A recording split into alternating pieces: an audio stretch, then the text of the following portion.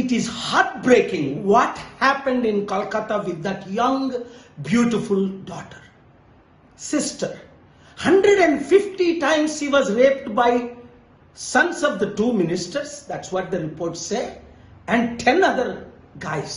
What is the fact? Why these guys are allowed to do this? Again in Maharashtra, 4-year-old by a 23-year-old boy. How many more rapes? Thousands and lakhs of rapes are happening every day, every week, monthly, yearly basis. I thank Chief Justice of India.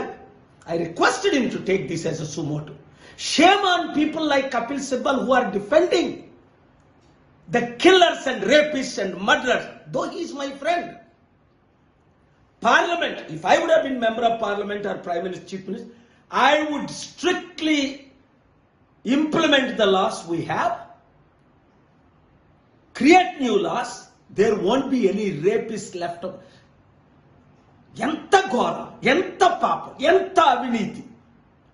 ఈ bloody bastards కి కాస్కట్ చేసి పడేయాల, shoot చేసి పడేయాల. అందుకే అప్పుడు అంజనీ కుమార్ గారు ఉండేటప్పుడు నేను America నుంచి కాల్ చేసి ఆ డాక్టర్ని రేప్ చేసినప్పుడు ఎన్కౌంటర్ చేసి పడేది తీసుకెళ్ళాను. 4 ఎన్కౌంటర్ చేశారు కేసీఆర్ గవర్నమెంట్.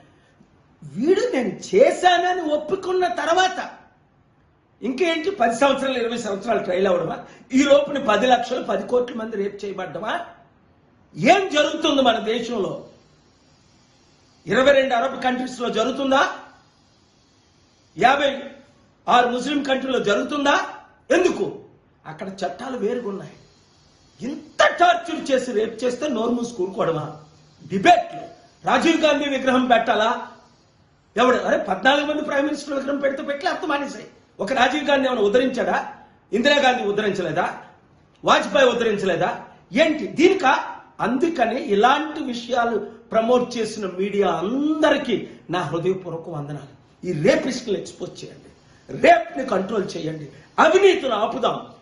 మీడియా మిత్రులారా, ప్రతి ఒక్క బ్లడీ బాస్టర్డ్ రేపిస్ట్కి వెళ్ళినంత వరకు దీన్ని మీరు ప్రమోట్ చేయండి. తగిన చర్యలు నేనేం చేయాలో చెప్తాను. 10 పాయింట్స్ చీఫ్ జస్టిస్కి ఇచ్చాను.